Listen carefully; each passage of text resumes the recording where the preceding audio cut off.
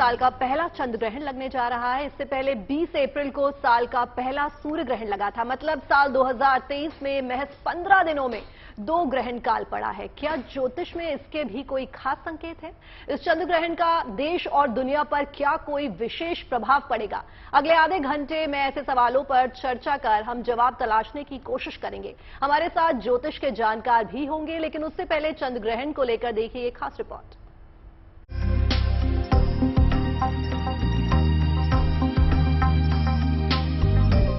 ग्रहण, जो वैज्ञानिकों के लिए अंतरिक्ष में छिपे रहस्यों को जानने का मौका लेकर आता है, तो ज्योतिष शास्त्र के जानकारों के लिए भी ये विशेष अवसर होता है। वो बारीकी से इसका अध्ययन कर नई गणनाओं को जन्म देते हैं।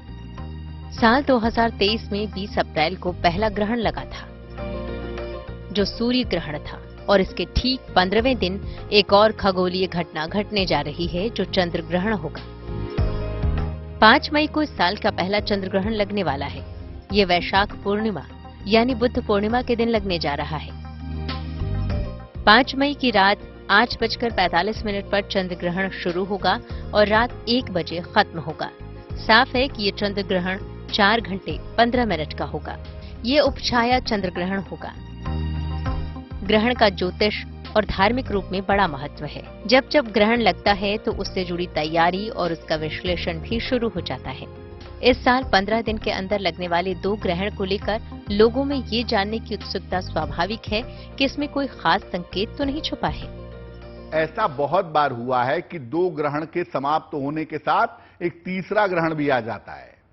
तो जब 2 के साथ एक तीसरा ग्रहण आए, तब मामला ज्योतिषीय दृष्टिकोण से ज्यादा नकारात्मक होता है। सामान्यतः एक ग्रहण के अगले 15 दिन के बाद दूसरा ग्रहण अवश्य पड़ता है। 5 मई को लगने जा रहे चंद्र ग्रहण के उपछाया चंद्र ग्रहण होने के चलते 9 घंटे पहले लगने वाला सूतक काल भी मान्य नहीं होगा, क्योंकि उपछाया चंद्र ग्रहण को वास्तविक चंद्र ग्रहण की मान्यता नहीं दी जाती है। हालांकि ज्योतिष के मुताबिक हर ग्रहण का प्रभाव पड़ता है, इसलिए 5 मई को लगने जा रहे चंद्र ग्रहण को लेकर भी ये जिज्ञासा बनी हुई है कि आखिर इसका देश और दुनिया पर क्या असर होगा। जैसे यूरोप में, अमेरिका में, कनाडा में, पश्चिम देशों में इस प्रच्छाया ग्रहण से नकारात्मक प्रभाव अगले 15 दिन में दिख सकता है। वैज्ञानिक नजरिए से चंद्र ग्रहण एक खगोलीय घटना है, लेकिन ज्योतिषी इसे अलग नजरिए से देखते हैं। यही वजह है कि चंद्र ग्रहण के पड़ने वाले असर के बारे में जानने की लोगों में काफी दिलचस्पी होती है। Bureau report, good news today. विज्ञान के लिहाज से ग्रहण के अलग मायने हैं, लेकिन ज्योतिष के लिहाज से ग्रहण के अलग मायने हैं। और ये जो मायने हैं, इनका आपके जीवन पर प्रभाव क्या पड़ेगा, इसके बारे में जानने के लिए 2 खास मेहमान हमारे साथ स्टूडियो में मौजूद हैं। प्रतीक भट्ट जी, बहुत बहुत स्वागत आपका, ज्योतिषाचार्य हैं, और अरविंद शुक्ला जी हमारे साथ जुड़ गए हैं, वो भी ज्योतिषाचार्य हैं। सबसे पहले अरविंद शुक्ला जी, आप ही के पास आती हूँ और थोड़ा सा समझने की कोशिश करेंगे। 15 दिन के अंदर दूसरा ग्रहण, साल का पहला सूर्य ग्रहण हो चुका है और साल का पहला चंद्र ग्रहण 5 तारीख को है, तो क्या इसका कुछ नकारात्मक प्रभाव इतनी जल्दी हुआ है तो वो देखने को मिल सकता है? देखिए, ऐसा है, ग्रहण जब भी कभी होता है तो इसका सकारात्मक प्रभाव नहीं होता है, प्रभाव तो नकारात्मक ही होता है। लेकिन ये जो 5 मई को ग्रहण पड़ने वाला है, ये उपछाया चंद्र ग्रहण है, अर्थात इसमें जो पृथ्वी की छाया है, छाया का बिल्कुल, जिसको कहते हैं कि एक छाया की छाया से चंद्रमा को गुजरना है, तो चंद्रमा उसमें बिल्कुल थोड़ा सा धूमिल होगा। चंद्रमा का जो प्रतिबिंब है वो बिल्कुल हल्का सा धूमिल होगा, उसकी किरणें थोड़ी सी धूमिल होंगी, जिससे कि नकारात्मक प्रभाव पड़ेगा। चंद्र ग्रहण यहां दृश्य होगा, ऐसा नहीं है। 5 मई को जो अपना ये चंद्र ग्रहण है, ये भारत में दृश्य भी है। जो दूसरा चंद्र ग्रहण पड़ना है 2024 में, वो दृश्य नहीं है, लेकिन ये दृश्य है, तो इसका नकारात्मक प्रभाव तो होगा, क्योंकि ये जो ग्रहण है उस दिन शुक्रवार तुला राशि स्वाति नक्षत्र में होने जा रहा है। तो जिनकी तुला राशि है उनके लिए थोड़ा सा नकारात्मक प्रभाव ज्यादा रहेगा। एक बात ये। दूसरी बात, अभी इससे पहले हमारा सूर्य ग्रहण हो चुका है अमावस्या के दिन, और ये ग्रहण पड़ रहा है पूर्णिमा अर्थात वैशाख पूर्णिमा के दिन। उस दिन बौद्ध पूर्णिमा है, तो काम तो सारे धार्मिक आपके होंगे, कोई भी धार्मिक कार्य नहीं रुकेंगे। व्रत है, दान है, आदि जो आपके धार्मिक कार्य हैं वो सभी होंगे, लेकिन थोड़ा सा उसमें ये ध्यान रखना होगा आपको कि जैसे जिनका चंद्रमा छठे, 8वें, 12वें स्थान में बैठा हो जन्म कुंडली में और वह चंद्रमा यदि पीड़ित है, तो आप प्रयास करें कि उस वक्त भगवान शिव के मंत्रों का जाप या चंद्रमा के मंत्रों का जाप, बड़ा ही सिंपल, ओम सोम सोमाय नमः, इस तरह के मंत्रों का जाप यदि आप करते हैं तो जो चंद्रमा आपका छठे, 8वें, 12वें जन्म पत्री में बैठा हुआ है वह आपका ठीक रहेगा, पीड़ित नहीं रहेगा। और चंद्रमा वैसे भी विशेषता जो है व्यक्ति के मन का, मानसिकता का, चित्त का, चिंतन का, मां का, मना स्थिति का कारक है। जो इस जीवन में सबसे बड़ी ताकत है वो व्यक्ति की अपना मनोबल है, अपनी उसकी मन की धरोहर है। कहते हैं ना कि सबसे बड़ी ताकत व्यक्ति का मनोबल। यदि मन से व्यक्ति नीरस हो गया, कमजोर हो गया, तो किसी भी चीज को जीती हुई बाजी को हार जाता है जी। तो इसलिए इसका नकारात्मक प्रभाव तो पड़ेगा, लेकिन इसका कोई सूतक पातक हमारे भारत देश में नहीं है। अन्य विदेशों में इसका जरूर है। ये बहुत ही छोटा सा उपछाया चंद्र ग्रहण। जी, तो पंडित जी ने हमें बताया कि ग्रहण के दौरान हमें किन मंत्रों का उच्चारण करना चाहिए। तो मेरा अगला सवाल जो है वो पंडित प्रतीक भट्ट जी से है। पंडित जी, आपसे जानना चाहूंगी, ग्रहण के दौरान किन राशियों पर जो है इसका असर जो है वो बुरा होगा, किन राशियों पर इसका असर जो है वो अच्छा होगा? सर्वप्रथम जीएनटी के दर्शकों का बहुत स्वागत है। उसके पहले एक छोटी सी जानकारी चंद्र ग्रहण के बारे में दूंगा, फिर आपके प्रश्न पर आते हैं कि किन राशियों पर इसका इफेक्ट होता है। देखिए, उपछाया चंद्र ग्रहण है। चंद्रमा का कोई स्वयं का प्रकाश नहीं होता है, वो सारा प्रकाश सूर्य से प्राप्त कर रहे होते हैं। जब सूर्य और चंद्र एक सीध में होते हैं और उनके बीच में पृथ्वी आ जाती है तो पृथ्वी की छाया चंद्र पर पड़ रही होती है, जिसे उपछाया चंद्र ग्रहण कहते हैं, जो कि 5 मई 2023 को पड़ेगा। दूसरी इंपॉर्टेंट बात, ग्रहण हमेशा ही श्रृंखला मतलब सीरीज में आते हैं। ऐसा कभी नहीं हो सकता सूर्य ग्रहण आए फिर चंद्र ग्रहण ना आए। 15 दिनों के अंतराल पे आते हैं, ये सदियों से चला आ रहा है। तो इसीलिए ओवरऑल 40 दिन हम कहते हैं बहुत ज्यादा कॉशस रहना चाहिए। सूर्य ग्रहण में हम बराबर कह रहे थे 40 दिन, क्यों? 15 दिन बाद ये आया, इसके बाद 15 दिन और हैं जहां आपको कॉशस रहना पड़ेगा। अब दूसरी इंपॉर्टेंट बात, ये ग्रहण स्वाति नक्षत्र 8:30 बजे से भारत में शुरू होने जा रहा है, जहां की सूतक के नियम नहीं लगेंगे जैसा पंडित जी ने बताया। लेकिन चंद्रमा एक है, ग्रहण भी एक है, मन भी एक है, इंसान स्वयं में भी एक है, तो फर्क तो आएगा, थोड़ा बहुत आएगा। सूतक के नियम ना होने की वजह से बहुत मेजर इंपैक्ट नहीं आएगा। तो 9:30 बजे तक स्वाति नक्षत्र में ये रहेगा, फिर विशाखा में चला जाएगा, जहां पर थोड़ा सा प्रॉब्लम कर सकता है। तो इस दौरान आप पूजा पाठ ज्यादा से ज्यादा करिए।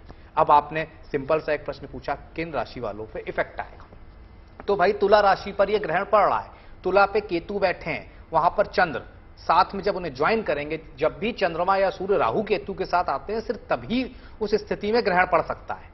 और अगर तिथि पूर्णिमा अमावस्या हो तो बुध पूर्णिमा 5 तारीख को चंद्रमा केतु के साथ जब आ रहे हैं तुला राशि पे, तब यह ग्रहण पड़ेगा। तो तुला राशि वाले और उसके सामने वाली राशि जो कि मेष राशि होती है, यहां पर राहु विद्यमान है, सूर्य के साथ विद्यमान है, बृहस्पति के साथ विद्यमान है। सूर्य के साथ राहु को पितृदोष नाम से जाना जाता है, बृहस्पति के साथ गुरु चांडाल योग से जाना जाता है।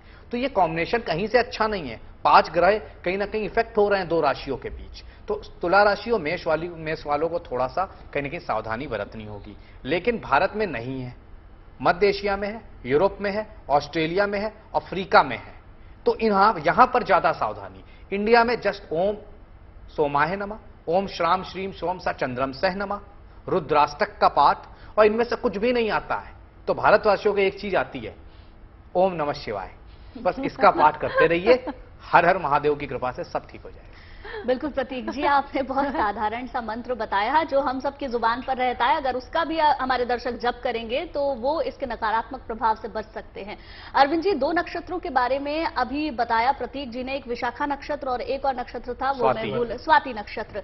तो इन नक्षत्रों में एक तो इन दोनों नक्षत्रों के बारे में बताएं, और दोनों नक्षत्र चंद्र ग्रहण के दौरान बदलेंगे तो उसका क्या प्रभाव पड़ेगा, और क्या सिर्फ ग्रहण वाले दिन ही मनोस्थिति पर फर्क पड़ेगा या फिर शुरू के कुछ दिन और बाद के कुछ दिनों पर भी पड़ेगा, ये भी समझा। देखिए, ऐसा है कि मनोस्थिति में शुरू के कुछ दिन और बाद के कुछ दिन निश्चित रूप से प्रभाव पड़ता है।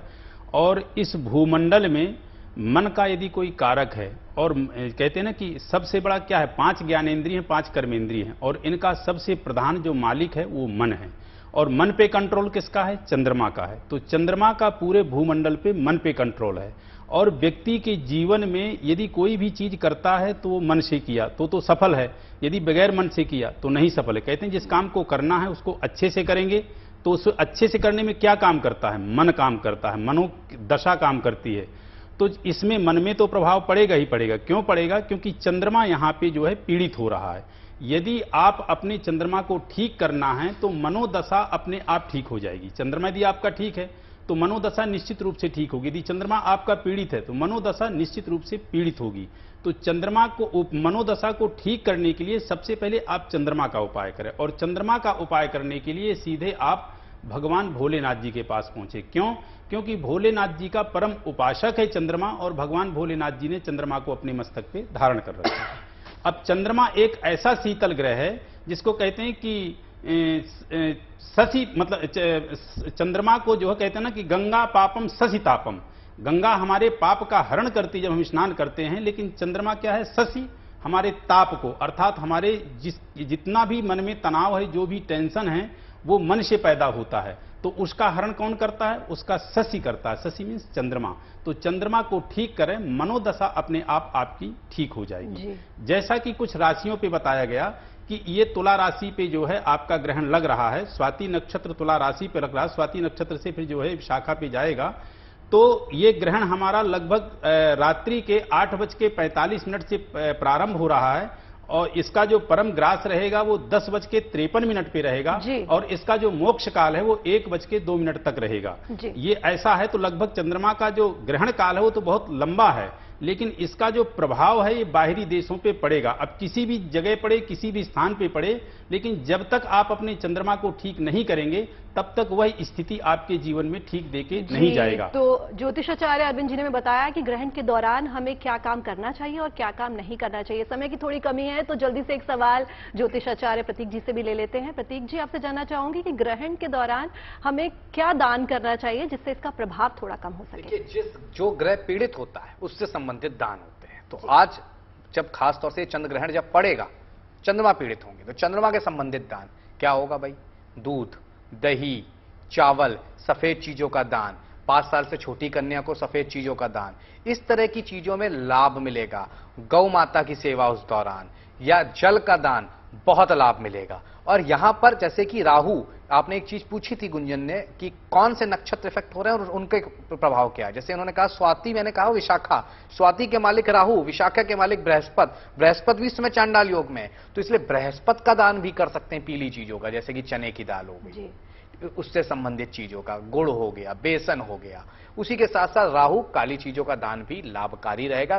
तिल से संबंधित या लोहे का सामान भी आज आप निकाल सकते हैं। शुक्रवार का जब दिन होगा, 5 मई होगी, तो निश्चित तौर पर लाभ मिलेगा। उसी के साथ छोटा सा मंत्र नमः शिवाय, ओम नमः शिवाय का पाठ करिए। सफेद चीजों का किसी भी दान करिए, ज्यादा से ज्यादा लाभ करिए।